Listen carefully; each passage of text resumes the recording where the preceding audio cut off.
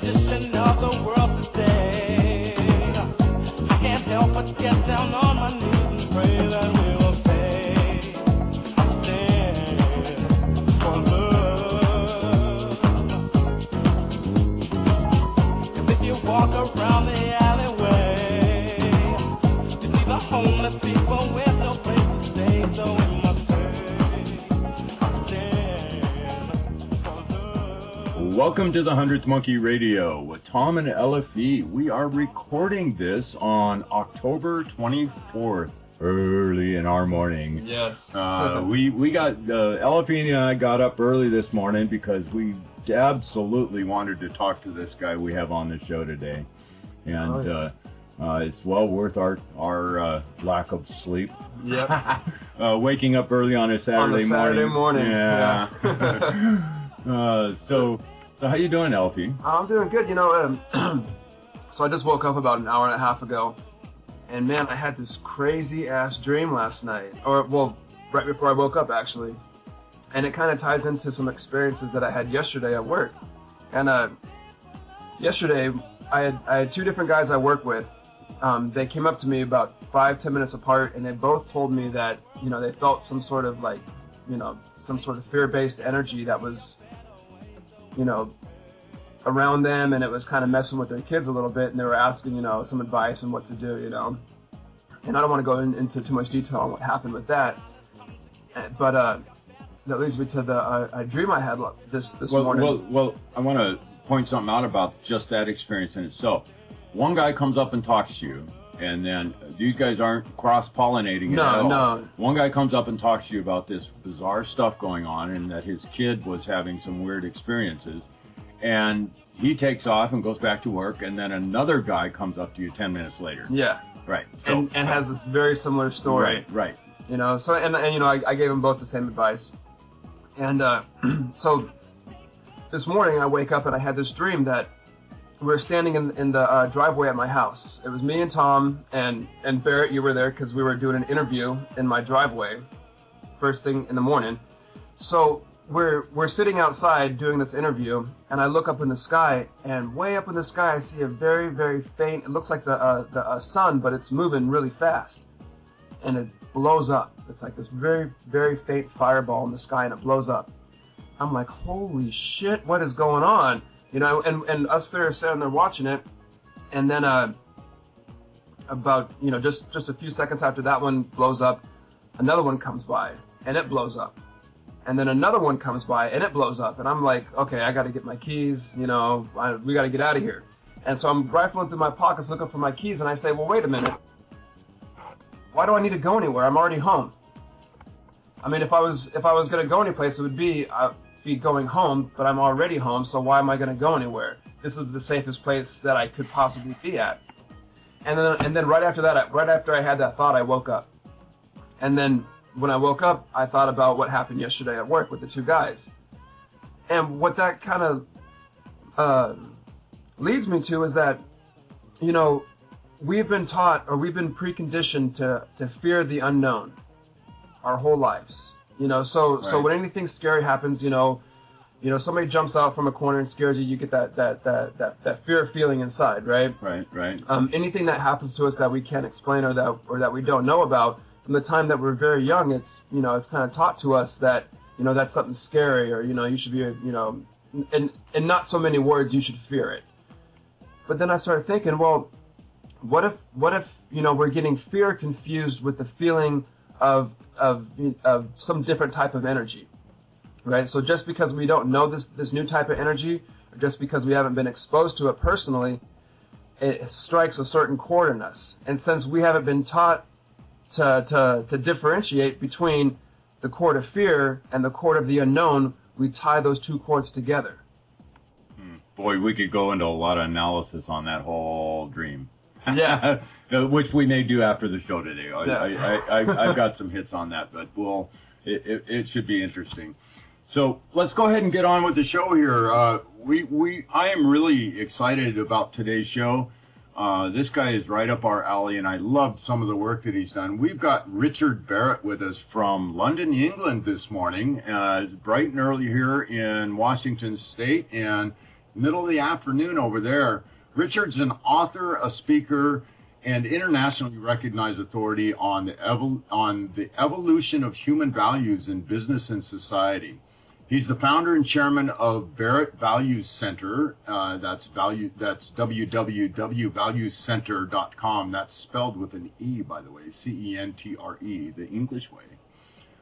His institution's devoted to enabling leaders to measure, manage, and develop the cultures of their organizations.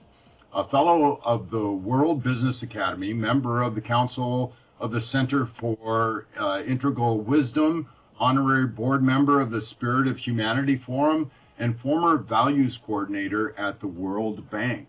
Welcome to the 100th Monkey Radio, Richard Barrett. Yay! Hey, thanks, great, yeah. Am I the 101st monkey on the show?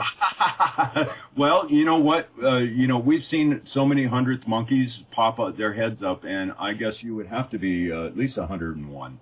Oh, yeah. I don't want to go off into that too much, but, we've watched so many different things happen on the planet that we never thought people would get a clue. And now it's stuff that becomes common knowledge in society. Everybody knows that, well, the U.S. government's corrupt. Yeah. There's a big blaring example, and 30 years ago, majority of the population here was had bought the lines, the game hook, line, and sinker. So, anyways, on with the show.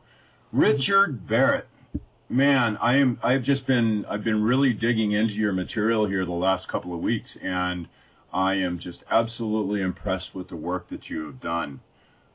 So before we get started into that work itself, if you tell our listeners a little bit about your own personal path and what got you into a place where you started exploring consciousness and understanding the understandings that you've come to, and oh my God, the way you've looked at consciousness.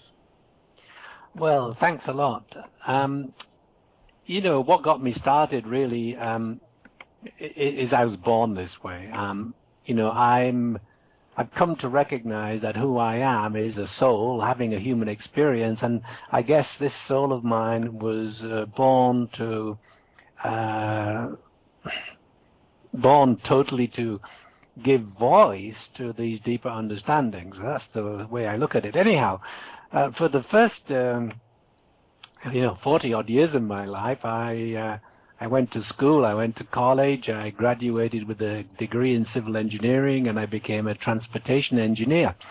And then right in my mid-40s, I suddenly realized when I was at the World Bank that I was actually pretty bored with my career. Up to that point, I found it pretty exciting, but there we go. And so I said to myself, well, what is it that you've been thinking about and reading about all your life? And what I realized, it was about consciousness, psychology, spirituality, a whole host of topics that really had to do with the deeper meaning of life and understanding who we are. And so I said, well, what am I going to do? And the voice in my head said, write a book. And so I thought, yeah, I'll write a book. And I'd been thinking about writing a book for a long time. I'd been getting this prompt. I realize now it was a prompt from my soul, but it was up to that point, it was just a thought. And so I decided to write a book on personal transformation called A Guide to Liberating Your Soul. And it took me 3 or 4 years to write that, but I was like 1 or 2 years into it. I was still working at the World Bank. And I realized that I had other books to write. I got a vision of the future, which was that these books. So the first one would be on personal transformation, the next on organizational transformation, and a third one on global transformation. And so I headed off in this direction, and I started doing, after about 2 or 3 years of working on this book on personal transformation, I started doing seminars and workshops. And I was doing one such seminar in Boulder, Colorado. I lived 20-some years in the States, and it was a workshop on helping people to find meaning in their lives, or find a purpose, a mission. And it was the second afternoon, the last afternoon, and one of the participants came up to me and said, so what's your mission? Well, at that moment, I had a very well-rehearsed affirmation that I'm an internationally recognized speaker and author on personal and organizational transformation. It was something that I put together and in order to set a direction for what I thought I wanted to do. Well, the moment this person asked me this question, I couldn't think of these words. I just could not think of them, and I'm thinking, oh gosh, so I said, just a minute, and I closed my eyes, and about 5 seconds later, out of my mouth came the words, I'm an architect of global transformation. Oh. Well, you can imagine, that was a little shocking and very illuminating, and I realized afterwards that was my soul speaking to me, giving me guidance as to my future, an architect of global transformation. And from that moment on, or very shortly thereafter, I began to watch my life, watch it unfold in front of me. Because I said to myself, if this is true, then this is my soul speaking, and that I just have to get on board with this idea, not stress about it, and just let things happen. And that's exactly what has happened. That was 25 years ago. And a few years later, I left the World Bank. I wrote my book on organizational transformation. That enabled me to set up the Barrett Values Center, and all of this was in the USA, and that went from strength to strength. And so that was I formed that company some 16 or 17 years ago, and in the last 6 or 7 years. I've handed over the company to my partners to run, and I got booted up to be chairman, and that allowed me to spend all my time doing what I love to do, which is to write and to speak and to do shows like this. And as a consequence, I've written 6 books in the last 6 years. I'm on my 10th book right now, and I just love every minute of my life because I'm totally doing what I love to do. Now, my guess is, Tom, you're probably in the same boat. You love to do what you do too. Oh, absolutely. I mean, there's other things. I love the spirituality and consciousness aspects of my life. There's definitely areas that I would like to see transformed. So as far as the 9 to 5 thing, because I still do a full-time job, right, top of all the my own personal pursuits, and I'm looking for a way to integrate those into a fuller life for myself. So it's definitely a work in progress, and doing shows like this is definitely a benefit and a help for me reaching my own personal goals. So it's good stuff. So, Richard, in reading your book, I found that you did a fantastic job in spelling out and describing the distinction between ego and soul. Would you share a little bit of your views on those two aspects of our being? Yeah, now I presume we're talking about my book, What My Soul Told Me, Correct. A Practical Guide to Soul Activation. Good. Okay, so the distinction between ego and soul.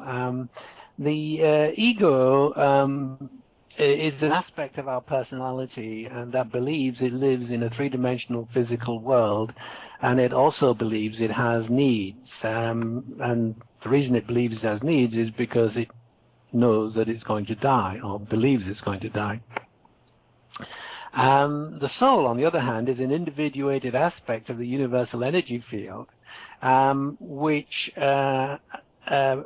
lives in the energetic dimension, and I'm going to explain the link between the energetic and the physical dimension in a minute, but the soul lives in this energetic dimension and has no needs because it creates through its thoughts.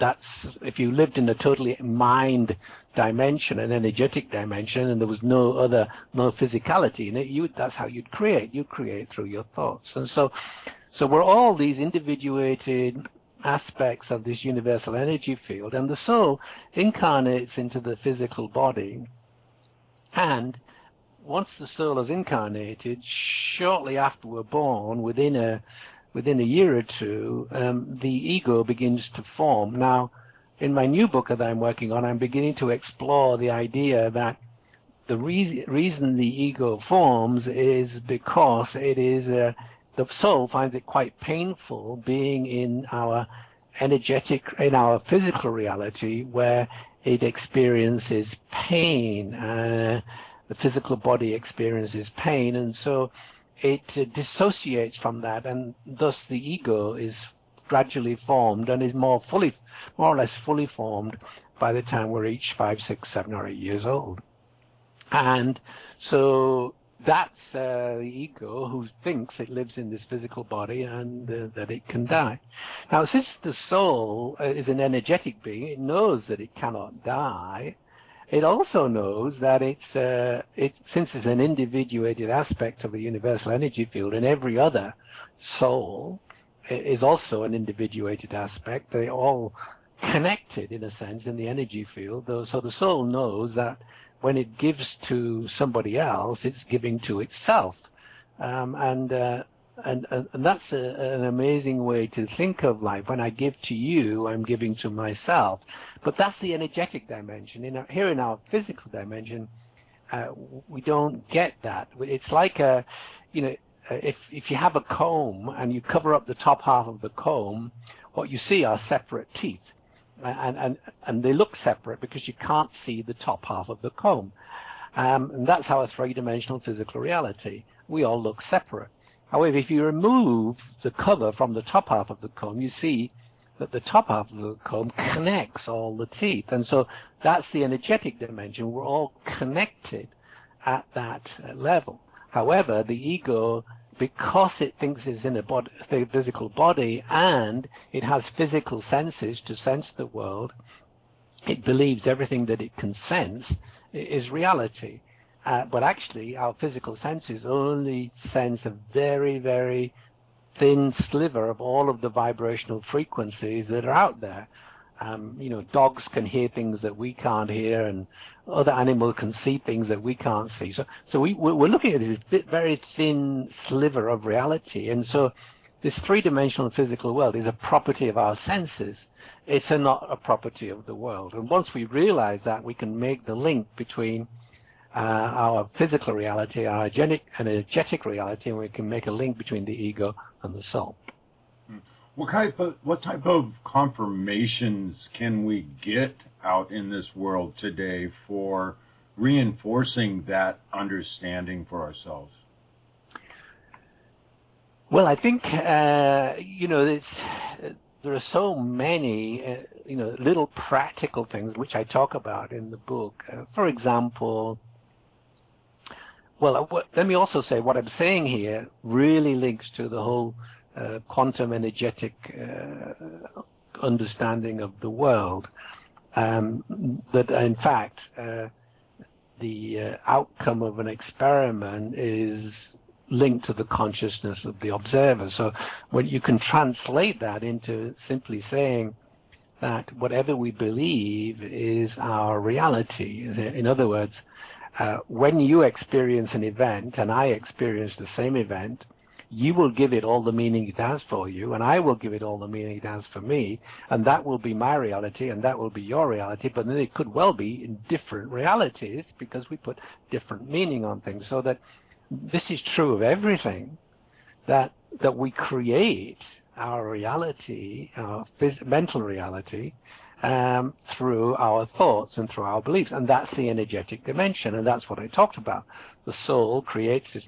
The soul lives in that energetic reality when it's not here incarnating in a physical body, and that's how it creates, and that's how we create reality. So right there, you've got a confirmation of that possibility. There are many other confirmations too. The book I'm working on right now is called A New Psychology of Human Well-Being, and it looks at the impact of what I call ego-soul dynamics on physical and mental health. So much, what we're learning, our scientists are learning, is that so much of our physical health is actually linked to what's going on in our mind. And the way I put that is that, when you allow the fears of the ego to dominate your thinking, you disturb the energy field of the soul, which in the energy field of the soul actually contains the energy field of the body, and therefore you actually disturb what is happening in your body, and that creates sickness and health. So the way I look at this is I say there's a larger jurisdiction for psychology, which is a phrase that Maslow used in one of his last books. In other words, that we live actually in a world of mind, and the physical world that we think we live in our physical bodies, are actually emanate from that energetic world. Now, most scientists believe the opposite. They believe that consciousness is an epiphenomenon of the brain, whereas what I see is the brain is and what's happening in the brain is an epiphenomenon of the mind. Strangely, I was. Can I tell you a story, Tom? I feel like I'm rambling on a bit here, but No. yeah, let me tell you this story. It just happened to me like a few months ago, but it directly applies here. That I was doing an opening keynote speech at a leading business school in Europe, in Barcelona, and the whole conference was on spirituality and creativity in management. And I had the opening keynote slot, and there were about 300 academics and some consultants and coaches in the audience. And I decided to do an exercise which I'd never done before, and now I've done several times since because it was so successful. The exercise was this. I said to the audience, look, I want you to stand up if the statement I make is true for you. And so I had a series of paired statements. So I said, we'll do a trial. And I said, I have a car. And everybody stood up, or nearly everybody. And then I said, I am a car. And people sat down. And then I said, I have an ego. Nearly everybody stood up. And then I said, I am an ego. A few stood up, most sat down. Then I said, I have a soul. Everybody stood up. Then I said, I am a soul. Everybody stayed standing. And I've done it 5 or 6 times since, and it's always the same result. And so then I said to the audience, okay, sit down. So look, you're very clear that you have a car and you're not a car, but you're not very clear whether you have a soul or you are a soul. And I said, why is that? And I said, well, actually, these are stages in psychological development. First of all, you believe you have a soul, then you begin to recognize you are a soul. But I said the true reality is neither of these. The true reality is that the soul has you. And that is a whole different way of looking at who you are, and a whole different way of looking at life through what I call that energetic dimension, where you recognize that every other person that you come into contact with each day is a soul having this human experience, and at the energetic level you're totally connected. Yeah, and therefore that's how synchronicity shows up in your life, but that's another topic. Yeah, well, what you just said, it sounds like that's a top-down view instead of a bottom-up view. Yeah, exactly. And so I haven't finished the story yet, I realize, because here's the really interesting piece. The next presenters were 2 neuroscientists, really well-known people, and they were talking about neuroscience and discoveries. And the first slide they put up on the screen had these words. It said, the assumptions we make in neuroscience. Number one, there is no soul. Okay. And I just had the whole audience standing up saying, I have a soul, or I am a soul. Yeah. You know. So what that tells me is this, and this is true for the whole of the, well, practically, not true all, but most of the academic world, and most scientists will not admit to the reality of the soul. And so all our theories around psychology, biology, medicine, do not take account of the energetic reality of the soul. Yeah, well, for me, that is a mistake. Yeah, you know, and it's, I mean, our science, without that basic understanding or that basic knowing or that basic start point, you know, our science is only going to take us so far. There's only so much, you know, physical reality science that can be done before you have to start getting into this higher level. Exactly true. Exactly true. And you know, the sad thing is that the science, the scientists understood this energetic dimension over 100 years ago. Yeah. And even Einstein understood that. Yeah, you know, he didn't like it very much, though. No, he didn't like it, but he did say things like, you know, I have a quote from him in my book. I can't remember it exactly, but basically what he says is that, you know, it may sound like the occult, but there is nothing truer than we live in a fourth dimensional energetic continuum. Right. Yeah, you know, and it seems like our great thinkers throughout our history have all kind of said the same thing, you know. True. You know, so why is it now, you know, when we have, you know, this so-called advanced technology that we have now, you know, how come we're not getting to that next level? You know, if we've been talking about it for so many thousands of years, and now we have the capability of doing something about it, you know, and we're still, you know, our mainstream science is still not going down that road and looking at it. Well, I think it's happening. I think it's happening on the fringes, like every, you know, like every paradigm shift. It happens on the fringes, and it happens with the people who are not in the mainstream, and then finally the mainstream begin to realize that what these people are saying explains things that they cannot explain, and gradually there comes a tipping point when everything shifts. And I think we're quite well advanced in that tipping point. There are so many things happening in our world where people are saying, well, forget science, this is the path forward. Or they say, we're going to expand the boundaries of science and look at things like consciousness, for example. Yeah. How's that go? First, it's ridiculed, then it's violently opposed, and then it's accepted as common knowledge, something like that. Yeah, and so and so this is where we are, and it is. I find it gratifying to look around and see all of the internet publications and physical publications now, which embrace these ideas, but none of them, or hardly any of them, are emanating from the mainstream academic world. Yeah, well, you know, if you know, from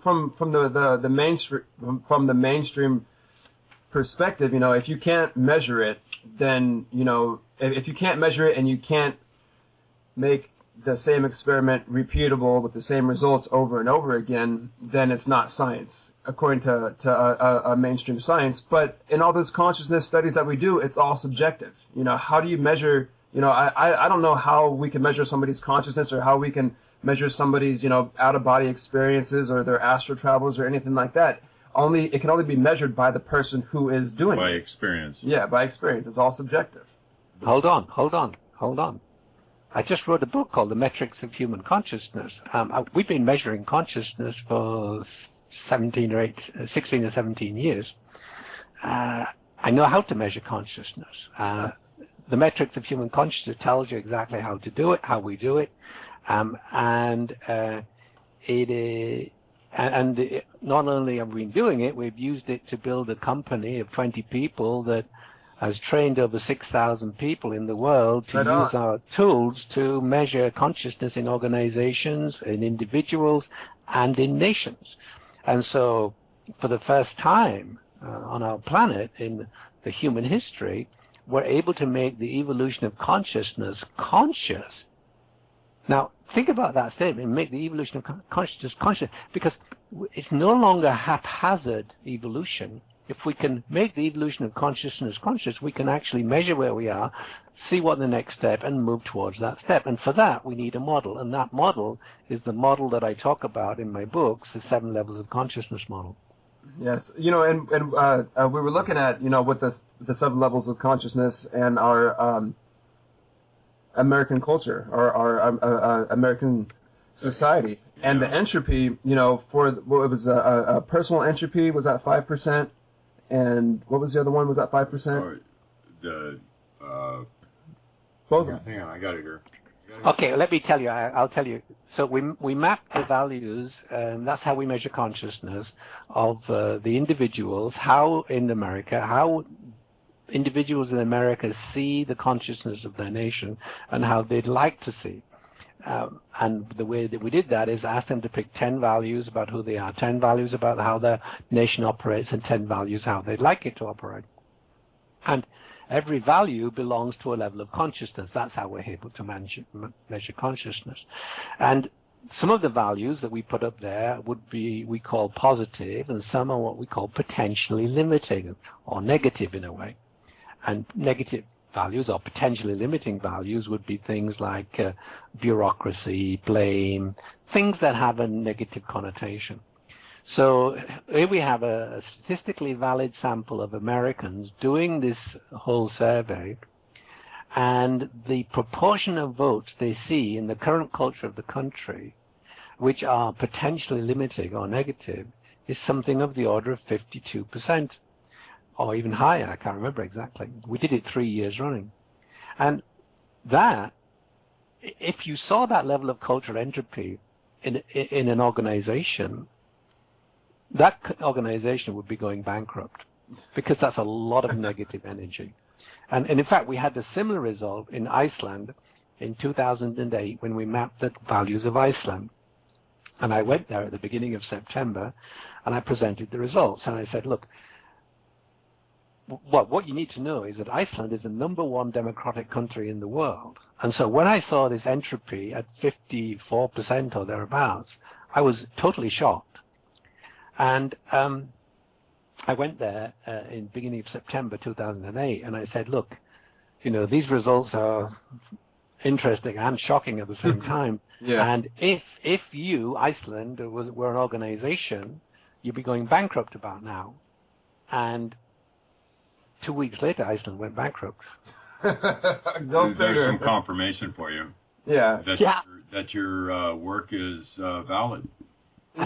Absolutely. Well, and I knew that would be valid because we've measured, thousands of organizations, and we know when cultural entropy gets up to 20 or 30%, then you've got problems, and you need to do something. And when it gets to 40 or 50%, it means that there's so much energy going into unproductive activities and so little energy going into value-added work that the organization is failing. Yeah. I find it really, really interesting that our personal values and our desired cultural values are at 5% entropy, but our current cultural values are at 52%. And so it kind of makes me wonder, on an individual level, our entropy is very low, and we desire low entropy as well. But on the mass scale throughout the U.S., our entropy is high. So is that based on our cultural outlook of the U.S. situation, or is that based on what the media is telling us is going on in our country, and all the negativity that our media is spreading? So it's many of those things. You see, when we ask people, pick 10 values that represent who you are, they will pick 10 values which are how shall it be, aspirational value, or actual or aspirational values. So we know it's not exactly accurate. The only way to get an accurate assessment of your values is to ask 15 people or 20 people to pick 10 values about how you operate, and then you pick 10 values, and we call that a leadership values assessment, and you can get an objective view of who you are. So what we're actually getting when we do this survey is an objective view of the culture of the country. So people pick out the values about how they operate, and then when you say which of the following values are how your country operates, what they do is they pick values that they see happening around them and in the media. Now, interestingly, and we've done this in 26 different nations now, and sometimes we ask the question, personal values, what values do you see in your community, what values would you like to see in your community, and then what values do you see in your nation, what values would you like to see in your nation. And generally speaking, the values that people see in their community are much better or lower entropy than the values they see in the nation. So their day-to-day interaction with other people in their community, they feel better about that than what they see happening in the nation. And so you're right to a certain extent. What they see happening in the nation is what they appreciate, what they observe through the media and through discussions with other people about what's going on in politics, what's going on in business, what's going on in society. Yeah, and it's just so odd that, it seems like based on this study, the mass majority want less entropy, but our entropy is so high. Right. Everybody wants less dysfunction, less entropy. Now, you see, interestingly, and I find this absolutely fascinating, that we also measured the culture of Bhutan. Now, Bhutan is a country in north of India in the Himalaya Mountains, and it's at the time of the survey it was a kingdom. Okay. So we mapped the values, personal values, how people saw the culture of Bhutan, how they'd like to see it. And the entropy is like 4% of the see in the nation. I mean, extremely low entropy, despite the fact that it's a kingdom. And so why is that? Why are these people so much happier and so much more content with their country? And the answer is very simple. The whole of Bhutan basically operates with the Buddhist philosophy, and people so the people see the world differently. They have a different perspective on the world and how they relate to one another, and so here you have what's known as the happiest nation on the planet, because of the underlying philosophy of how they see life. Wow. Yeah, that's definitely that's very interesting. Actually, I'm looking at the chart for Bhutan right now, and there's only one item that is in the negative, and that's caution, and that's on the personal values section. Yeah, let's move to Bhutan. Yeah. Yeah. Oh, jeez. Okay, well, just beware that it's getting westernized, so one might expect the entropy to rise in the future. But amongst the how shall we say, liberal democracies, Western nations, whatever you want to call them, the leading lights really are the Scandinavian countries, Denmark, Norway, and Sweden. And in Sweden, we've actually mapped the values 6 years running. So we saw the entropy rise from something like 33% upwards, and then beginning to come down again now into the low 40s. And what we wanted to try and do there is to show that this way of measuring the values of a nation could be really useful to decision makers. So they could. It's almost like you've got a. It's like almost like biofeedback. You're getting a pulse on the energetic reality or that people see in the world, and or they see in the nation. And so we believe that this tool is going to be used more and more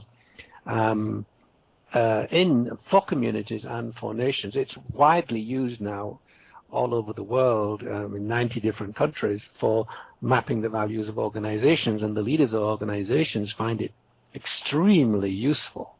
And that's why it's so successful, and that's why our business is expanding. And just so that listeners know that the things that you're looking at, the national assessments, they can find them on the Values Plural Center, CANTRE.com website.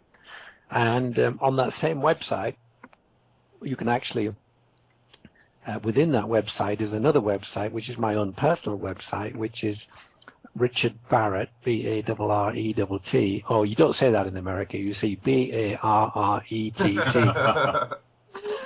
.net, richardbarrett.net. That's one of the funniest things, you know. Living in England and living in America, where you use the same language, and I lived in America for 26 years. Actually, I'm also an American citizen, as well as being an English citizen. Anyhow, richardbarrett.net, you can find this assortment of books we've been talking about, lots of videos and even podcasts where I talk about all these different things.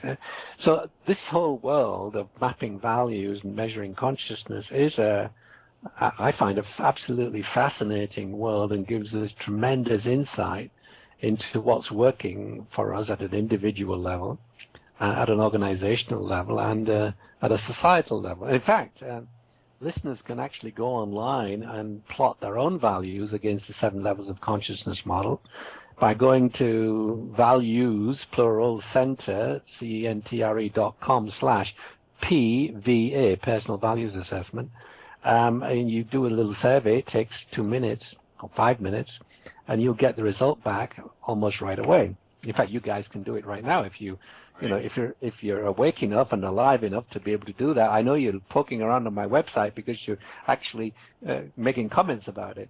But anyhow, you can get that. You get an email back showing you what levels of consciousness you're operating from. I actually already did that this morning. Okay, I thought you might have. Yeah, actually, and I find it to be, quite accurate, actually. So Tom, are you willing to open kimono and disclose all and read what it says about you? Oh, absolutely. So I will read what the explanation that was sent in the email is for me. From the values you selected, it is clear that you seek to uncover more of your authentic self by looking to develop and grow. You are starting to overcome your anxieties and fears. Your values show your ability to think imaginatively and come up with new ideas, help you to be flexible and respond well to change. Sharing the lessons of your experience to take charge and guide others is a focus for you. You seek to expand your knowledge and insights and are willing to reflect on your inner development. Living with passion and a can-do spirit are important to you. You appreciate the freedom of autonomy and not being reliant on others. You are dependable and you want others to know that they can count on you. Experience has provided you with insight and understanding, enabling you to think clearly and to guide others. The type of values you selected indicates that your individual capabilities are most important to you. Understanding our values helps us better understand ourselves and why we may act or react in the way that we do. For example, if someone undermines one of your values, it can result in feelings of hurt. You would be likely to feel upset if your value of adaptability was not being honored by someone else. Similarly, if you make a decision which goes against one of your values, this may lead you to feel uneasy or unsettled about the decision because you are not being true to yourself. Now, wow. Yeah, I was actually quite intrigued when going through some of the other interviews and stuff that you've done out there. I heard about this, and and immediately, absolutely, I had to go over it and check it out. There is such a practical application to this work that I see, and obviously you built a company around this. How do we get this into the places that make big changes? I mean, I'm talking governments, and I know you work with a lot of different corporations and stuff, you know. How do we continue to get this word spread and this information spread out there? Well, you know, Tom, we're doing it right now, thanks to you and your passion. You know, here I am talking to you, and I'm absolutely presumed that you have listeners. Otherwise, you wouldn't have a radio show. Is that correct? Right. So that's one way we're doing it. Another way of doing it is the website that we put out there. It's jam-packed full of information. You've seen it, and my personal website, the richardbarrett.net website, has 100 hours of podcasts. It has videos. It has it's a lot of free material that we're putting out there. But you know, I built this company and I built this work from nothing about 16 years ago. It was 1997 when I started, and it's, you know, what's happening is it's really word of mouth, and the more exposure that we get to this work through my speeches and the speeches and work of my colleagues, then you know, the more it gets out there. You know, interestingly, it's one of the things I can let you know is that one of the major nations in the Middle East has invited us to teach this methodology in their country. This is a Muslim country, significant nation, and we're going out there next month. Is this teaching. through the government? Yeah. Oh, it's an agency of government. It's not the government itself, but let me put it this way: the people, the patrons of this agency, are highly linked to the top brass of the country, and this wouldn't be happening, you know, without their permission. And so what I'm saying is that the concept of thinking about values and consciousness is actually permeating everywhere in the world. Not everywhere, but in places that you might not even imagine. You know, as a species, we're actually we've always been on an evolutionary path. I mean, everything is about evolution, but once Homo sapiens came along about 250,000 years ago, the evolution of consciousness began to increase rapidly, and so us on this radio show, every listener is actually potentially at the cutting edge of evolution. We are contributing to evolution. And evolution is heading in a direction of expanded consciousness. So people asked me the other day to comment about, you know, the Syrian situation in Europe. You may have heard about it on the news in America, where there are so many Syrian refugees moving into Europe. It's caused chaos amongst the European governments because they don't know how to handle all of these influx, and so people said to me, well, what is this, you know, what does this mean? And I said, well, what it means is that the European Union is having to face up to the idea that really national boundaries are really not how shall I put it, are blocks to the developing the future of humanity. These people coming from Syria are human beings. Their souls having human experiences, and they're having a bad experience right now. And this construct we have of national boundaries is not helping people. Now, you have the same issue along the Mexican border in the USA. And there will be people listening who will say, no, we have to keep the border, and if you're a staunch Republican and following Donald Trump, you might want to build a 100-meter high wall and put machine guns on top. But actually, what all this is pointing to is the idea that we are a common humanity. And when you look at the Earth from space, when we went to the moon and looked at the Earth from space, we couldn't see any national boundaries. It's unnatural, national boundaries. Now, you may or may not agree with me on that, but if we are all actually human souls if we're all souls having human experiences and that we're all connected at the higher energetic level, race, gender, nationality actually mean nothing. Yeah, so it's just these things are put in place to increase our entropy, and this tool that you've come up with is such a great tool. I mean, I can really see it being being put into place, for the mass public to rate these different companies and these different corporations and their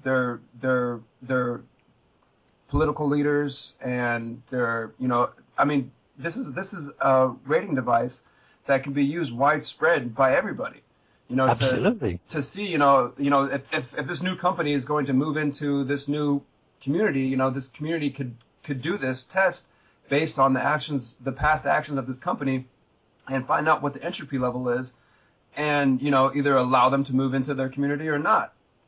Absolutely. This is a great tool. Yes, so actually many of our clients already do that. Corporations, they do the cultural values assessment internally with employees to find out what's working and not working, whether they're meeting employees' needs or not, and whether employees are happy or not, because happy employees lead to a well-run company. Mm-hmm. But they also do the same. They use the same tool with their customers. So they invite their customers to go online and say, what are your personal values? But then, what values do you see in our company? What values would you like to see in our company? And that gives them external feedback about how they're perceived by their customers, which then they can either take that on board or not. And that's exactly what we're doing in nations and communities. We're getting the feedback of the citizens on the nation and on the communities. Now, I started doing this work in 2002 and paying for it through our Values Center because I think it's an amazing way to do that. I mean, it's still not got tremendous attraction, but more and more people are coming forward and saying, well, look, I'm not actually in the government of the country, but I'm willing to pay to get this done in our country so that we can start having new conversations. And one of those countries that showed up quite a few years ago was Latvia. We did a national values assessment in Latvia, and one of the problems in Latvia is that you've got ethnic Latvians and ethnic Russians, and there's quite a large population of ethnic Russians. And the problem is that these two groups hardly get along. And so what was interesting was when we did the values assessment, we found that these two groups had very, very similar values, saw the country in very similar ways, and wanted very, very similar things for the country. And so they used the results of the values assessment to have dialogues around the country amongst young people. Sitting in the audience would be ethnic Russians and ethnic Latvians, and so to bridge the gap between these two groups. I don't know whether you noticed, but also from the USA National Values Assessments we did, if you dig deeper, you'll see that there is not that much difference in the personal values of Democrats and Republicans. Right. It's just that they share values, but the way that they want to see the country run, or the behaviors associated with those values, are different. That's the key. And so values can transcend. I put it this way: values transcend contexts, and behaviors don't. Behaviors are linked, and beliefs are linked to the context, or the worldview that you have. So if you can get a group of clerics from different religions sitting around a table and ask them to come to an agreement about their beliefs, you won't get anywhere. You can lock them up for years and they won't come to an agreement. But if you say, no, we want you to come to an agreement about your values, or see what your values are, you'll find that they all share very, very similar values. So our values unite and our beliefs separate. That's the issue in the world right now. I agree 100%. So we are at the top of the hour, Richard, and what would be the best location for people to get your books? I know there's a tremendous amount of resources there on valuecenter.com. Would richardbarrett.net be the best place for the people to go? Yeah, richardbarrett.net is the best place. I put practically everything I do goes up on that website, and there's a whole. You can find all my books are up there, and which include books on personal development, organizational development, and national development. Okay. Could you give the website for the personal values assessment again? The directions? Yeah, it's values, plural, VALUES, CENTRE.com / P as in Peter, or P as in personal, V as in values, A as in assessment / PVA. There we go. We'll drop a link on the show page here for that page in particular. That's actually a pretty dynamic tool. So, okay, so guys, we are going to take a short break here, and we will be back in the member section on the website. And wow, good stuff. I think we'll come back and we'll talk a little bit about the subtitle of this book. A Practical Guide to Soul Activation. I definitely want to jump into that a bit. And the book that we're kind of centering this around is What My Soul Told Me by Richard Barrett. And we will see you guys on the other side. Condemnation without investigation is the height of ignorance. Change the way you look at things, and the things you look at change. Namaste.